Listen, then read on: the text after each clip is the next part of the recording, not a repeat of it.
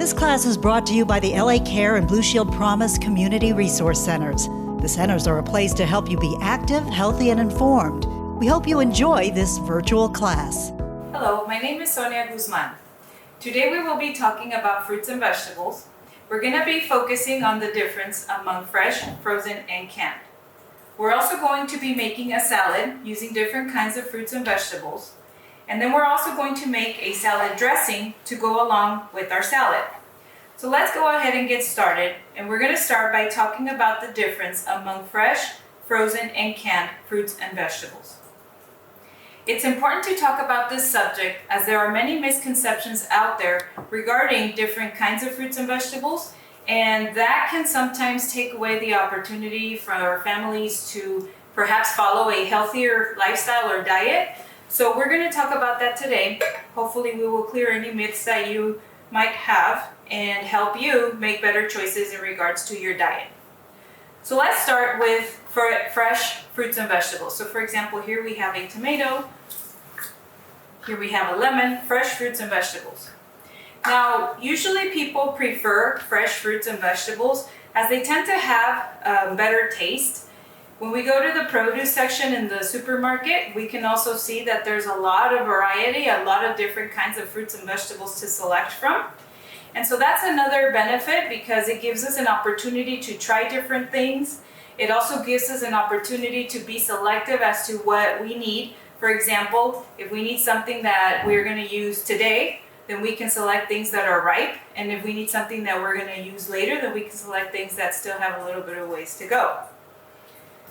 Now, the fact that we can select things that are ripe is kind of a good thing and a bad thing, right? Because if we get food that or fruits and vegetables that are very ripe, for example, then we really don't have a lot of time to use them. We need to eat them pretty much right away, maybe at the longest a week, but it really doesn't give us a long time to use them. Now, that's one of the benefits of frozen and canned fruits and vegetables, that we can actually purchase our fruits and vegetables frozen and canned, and we have a long time to use them. For example, this bag here of frozen vegetables, this here actually has till 2022 for me to use it. So pretty long time, right? About 2 years. As well as this here. This also has until 2022. That would be the expiration date. And so that's one of the nice things about frozen and canned fruits and vegetables, that I can actually stock up. Let's say I find things on sale, or let's say that I have a really large family, then I can go ahead and stock up and I can use those things later. I don't need to use them right away. Usually, fresh fruits and vegetables, when they're in season, they're going to be a lot more affordable. But when they are not in season, then that's where we can opt for either the frozen or the canned type, because that way it'll help us save some money, right? Because when things are not in season, they tend to be a little bit more expensive. So at that point, we can get frozen or canned and save money that way. Now, sometimes people think, well, I don't want to get canned fruits and vegetables because they can't be as healthy as the fresh fruits and vegetables, right? Or maybe they think that fruits and vegetables that are frozen, just let's freeze them and be done with it. When they're being produced, and that's actually not true. Both canned and frozen fruits and vegetables, they are either frozen or canned at their peak. So that means that they're going to have all of the nutrients in them, right? They're at their peak. They got all their vitamins and even fiber. You'd be surprised, right? People think that just because something is canned, it's not going to contain nutrients, but it's far from the truth. Now, the one thing obviously that we do want to look out for if we purchase canned fruits and vegetables, we want to make sure that they are, that it's either in water or that it's in juice, not syrup. And we want to make sure also that we check the labels to confirm that they are not packaged with additional salt or additional sugar, right?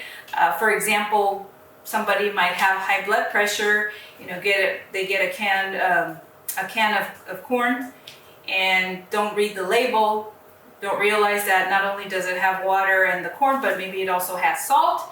And so if they don't rinse that corn, then that can obviously affect their health in a negative way. So it's important to read the labels to make sure that whatever we purchase, that we're purchasing just that, right? Just the fruit, just the vegetable, not additional salt, not additional sugar, and sometimes even fat. Sometimes fat is also added to the canned or the frozen, so we want to make sure that none of that is added. Okay, now the other concern that exists with canned fruits and vegetables, a lot of times there's that perception that they're not as healthy because they have chemicals added to them. That's how they can them. They have chemicals added to them. And so one of the chemicals that is added to canned fruits and vegetables is BPA. Now it's not added to the fruits and vegetables, it's part of the lining, and that's to be able to use the can for that purpose, for fruits and vegetables. Now, California recognizes that the use of BPA can cause reproductive health issues, particularly in females. And so California left it up to the manufacturer to either inform us, either the lining has BPA or it does not. But they also have the option, right, manufacturers, to not inform us at all. So here I have a can of garbanzo beans. Now, garbanzo is not a fruit or vegetable, right? It's a protein. But the reason I have it here is because I want to show you how it states on here that it's non-BPA lining, okay? Now, you might have seen this, let's say like in water bottles, where water bottles are also, they also used to contain BPA, so now with that concern, they're starting to remove it. So here, it says non-BPA lining. So if this is a concern of yours, then this is something that you want to be looking out for, okay? Make sure that if you want to buy canned fruits and vegetables that do not contain BPA, that you look for that there, non-BPA lining. Now this one here, I thought this was interesting. I have never actually seen this before. This is the only time that I've seen it. But this one actually gives you a warning. And it's warning you that it contains BPA, okay? So here it tells you, consuming this product can expose you to chemicals, including BPA, which is known to the state of California to cause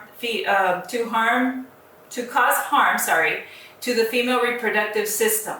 So I thought this was pretty interesting, right? Because they're actually letting you know. There are going to be canned goods, and I don't have an example here with me, but there are also canned goods that will not state either way. And so I would assume that it would be safe to say that they will contain BPA. So again, if this is a concern of yours, then you want to make sure that you get the kind that says non-BPA lining, right? Look for the can, read the labels. Now, if you are a person that says, you know what, it doesn't matter, I just do not eat anything that is canned, period, then things like this, like the garbanzos, you can always buy them dry, like this. And then these, you would just have to soak them overnight and then boil them the next day, and then they're ready to go. So you do have different options, even with things that are proteins, right? But this is just something that you want to be mindful of, okay? That if this is a concern, that you check the labels. Okay, so those are some of the similarities and differences among fresh, frozen, and canned fruits and vegetables. So now I'm going to go ahead and put this aside so we can start preparing our salad and our salad dressing. Now I'm going to start with the salad dressing. So I want to be able for you to see, I want to show you, right, how I do this. So clear my workspace here. I'm going to wear some gloves, just because a little bit more hygienic. So I'm going to put on my gloves here. And let's go ahead and start with our dressing ingredients, preparing our dressing. And the dressing that we are going to prepare today is the honey Dijon lemon dressing. It's really good, has a lot of different flavors, honey, lemon, and Dijon mustard. And you can put it in a lot of different kinds of salads. The salad ingredients that I have selected for today, I think they work really well together, and they work really well with the dressing too. So we'll get to that in a little bit. Let's go ahead and prepare our dressing. Now the first thing that we need is a glass bowl. So this is our glass bowl here. And we are going to use 1/4 cup of olive oil. Now make sure that you use your measuring cups and your measuring spoons to get the right amount of ingredients, right? So that you get the flavors exactly as they're supposed to be. Now the oil that we're going to use is extra virgin olive oil. Extra virgin is not recommended for cooking. Extra virgin is recommended for marinating and for dressing. So we're going to use that. Now I have here extra virgin olive oil. Now this one has it's infused with some herbs. It doesn't have to be like this. It can be plain, but this is the one that I'm going to use just for my dressing. Okay. So 1/4 cup of extra virgin olive oil.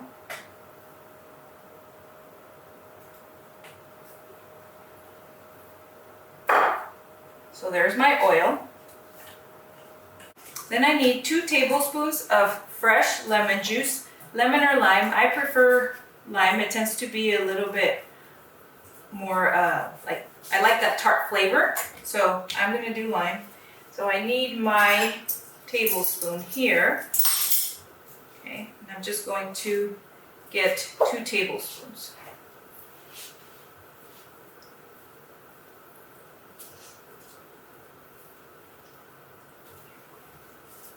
And usually 2 tablespoons will be about a lemon or a lime's worth of juice.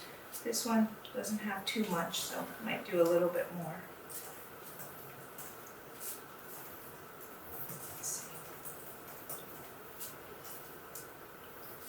Okay, so there's one. And then I need one more. This one here.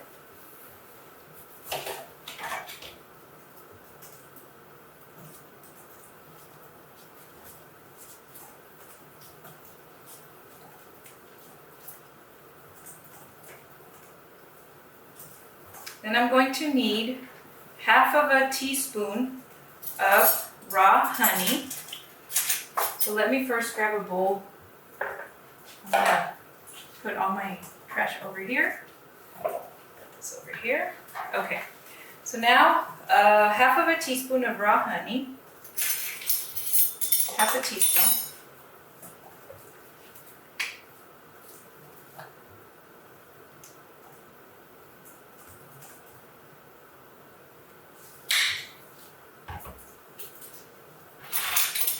So there's that. And then I need 1 minced garlic.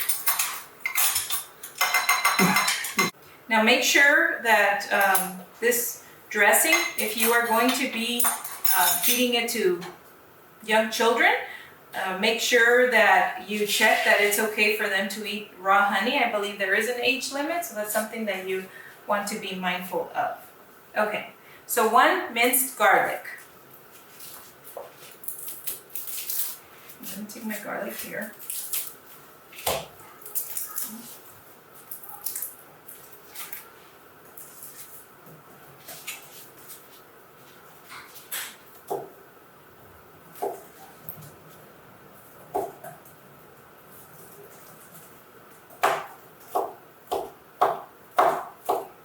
Now, the garlic, the recipe calls for the garlic to be minced. If you want the garlic pieces to be a little bit bigger, a little bit chunkier, that's up to you. I don't prefer to bite into a big piece of garlic, so I like to chop it very finely or mince it. So that, of course, is up to you, whatever you prefer.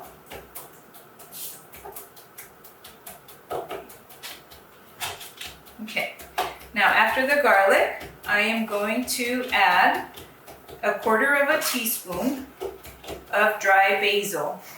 1/4 of dry basil. So once I add this garlic,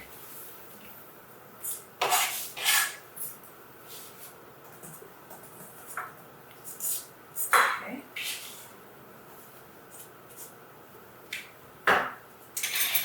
1/4 teaspoon of dry basil and 1/4 teaspoon of salt.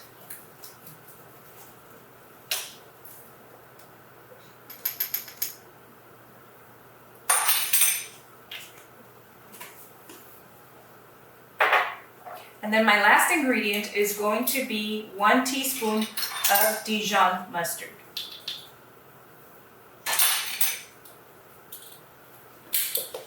So So here's my Dijon mustard. And so make sure when you get your Dijon mustard that you don't get yellow mustard.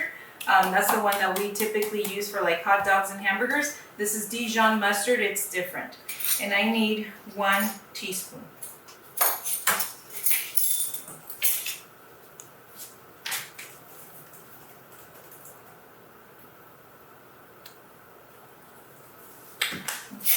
And so once I have all of my ingredients in my glass bowl, I can whisk them together or I can just cover the bowl and mix them together. So we're gonna do that. We're just gonna cover the bowl and mix it all together.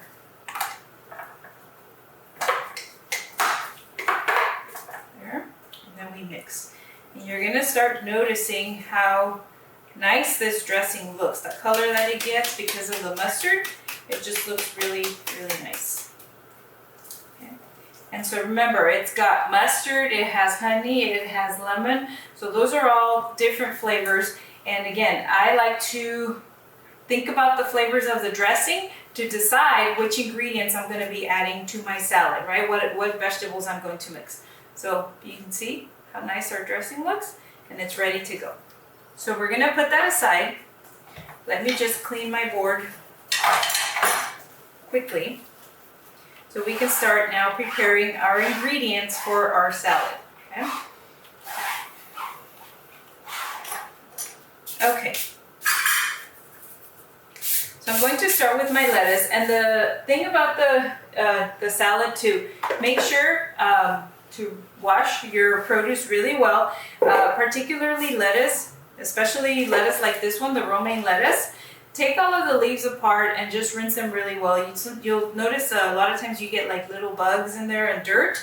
So you want to make sure that you wash them well. Now, there's a lot of different ways to wash your produce. There's cleaners that are made especially for this. Sometimes people use water and salt. Sometimes people use vinegar. Whatever method you prefer is fine. Just make sure that you wash your produce well.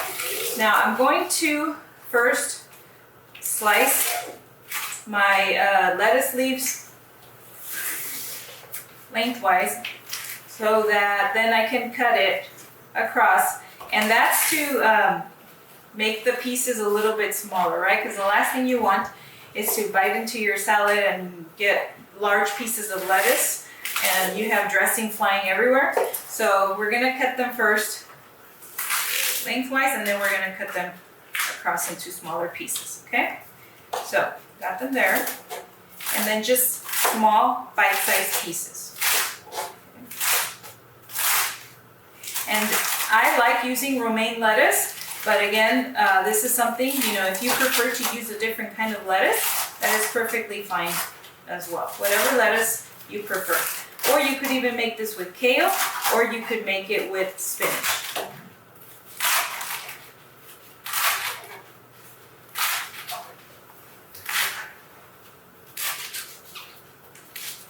Okay, so there's my lettuce. I'm gonna put this in my bowl. I'm gonna start building my salad, right? So different layers of my salad. Okay, my next ingredient is going to be cucumber. Now I'm going to go ahead and use the cucumber with the skin because I want to make sure that I get the fiber. Now I'm just going to do half of a cucumber. I'm not going to do the whole thing. Oh, sorry. I'm not going to do the whole thing. And again, I want to make sure that I cut the cucumber into bite-sized pieces. So I'm first going to cut it into 4 that way, and then I'm going to cut it across.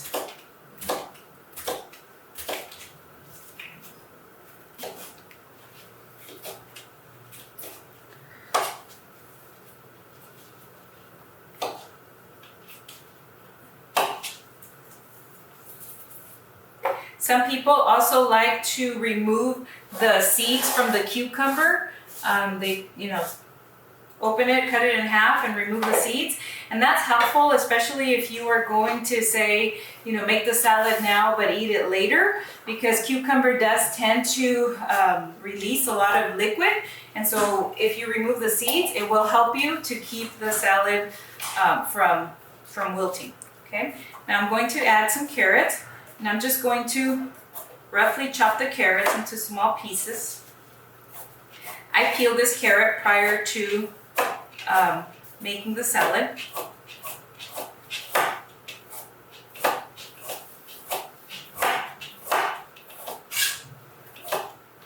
Carrots are really good for you. Carrots have a lot of vitamin A, which is really good for our eyesight, or beta carotene, I should say, which then becomes vitamin A in the body. Very good for our eyesight, right? It's a good antioxidant. So add as many vegetables, fruits and vegetables as you would like to your salad. The more variety that you have in your salad, the greater the amount of nutrients that it's going to be able to provide.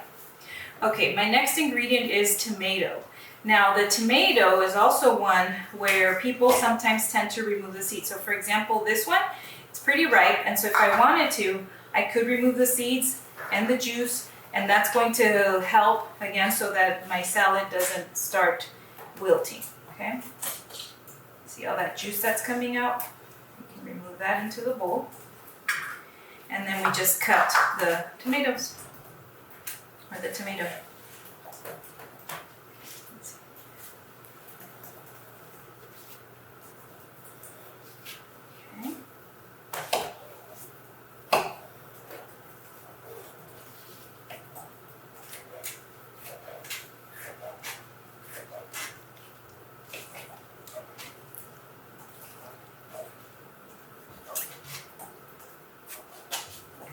Alright, so there's the tomato.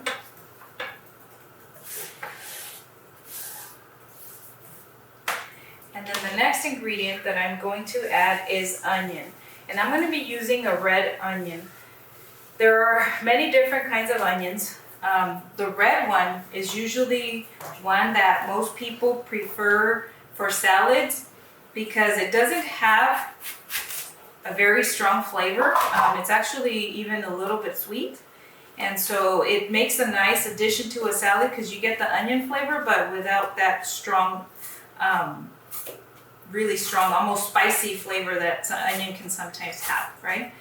And so we're going to be adding some red onion.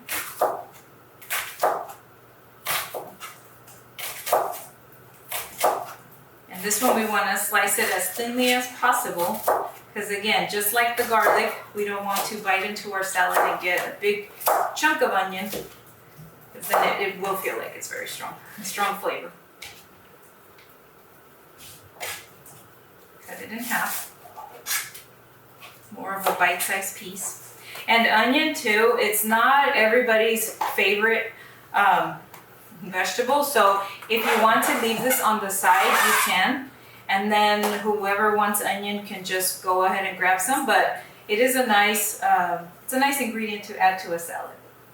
And then the last ingredient that I'm going to add is not a fruit or a vegetable, it's actually a protein, but I like to add feta cheese to my salads. And the reason that I like feta cheese is because it has a very strong flavor. So again, it's just another layer of flavor that we're adding to our salad. We have the honey, we have the lemon, we have the mustard, we have the onion, which is strong, the tomatoes, which are sweet. And so now this cheese is a little bit strong as well. And so it gives it a nice flavor. And it also adds a little bit of protein to our salad. So I'm going to go ahead and add just a little bit of cheese. Let me grab a spoon real quick. Again, another ingredient that if you wanted to, you could leave on the side. And then just people, if they prefer cheese in their salad, then they can grab some. And if they don't, then they don't have to. So I'm going to add it to my salad here.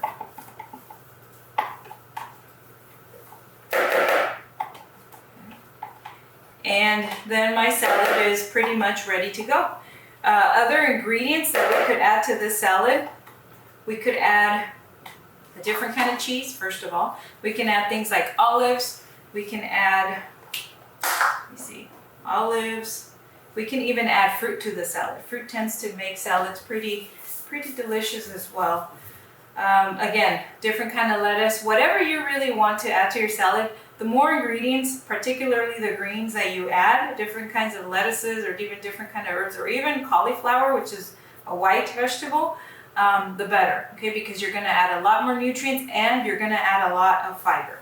So let me show you what our salad looks like so far. So this is what we have: lettuce, tomato, onion, cucumber, carrots, and the cheese.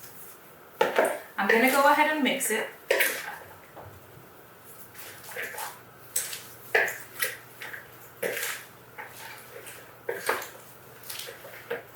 And then you can either add the dressing to your salad, or that one's another one that we could leave on the side. I want to show you what it looks like now once I plate this salad. Okay, so I'm going to grab a plate.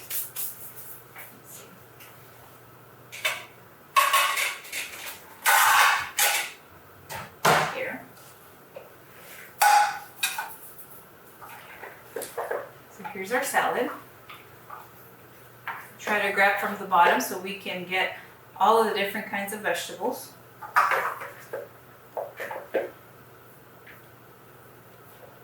There.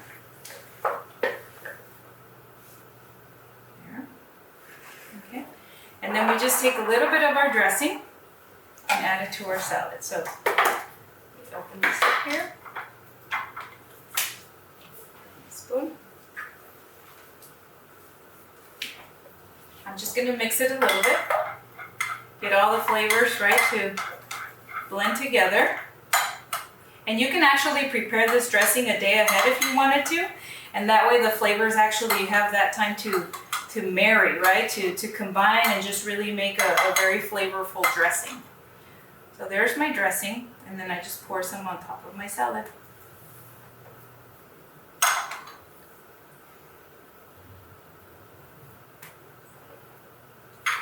So there it is. There's our salad. Okay. And that is the recipe that I have for you today. Thank you so much for joining me. We look forward to seeing you virtually again next week and at one of our resource centers as soon as we can. Until then, stay active, healthy, and informed.